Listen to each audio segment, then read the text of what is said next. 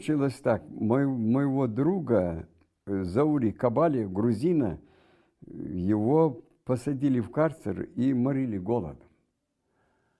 А этот бур был прямо внутри лагеря, на той стороне. И оттуда вышел парень русский и говорит: твой дружок голодает. И он говорит: вот здесь он сидит. Я взял лом и пробил эту стену.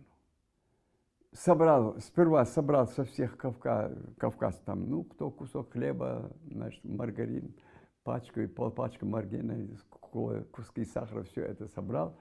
А потом взял лоб и прямо в наглую начал долбить эту стену. Пробил ее и увидел лицо Заури. Я говорю: на, привет от Ингушетии, пожалуйста, получи. Он говорит: как я? Взял это, и тут меня... Эй, Ержан, блядь, заебал. Вставай, салам алейкум. Вставай, я заебал, на работу пора. Ты че ебанулся, спишь? Вставай, Ержан.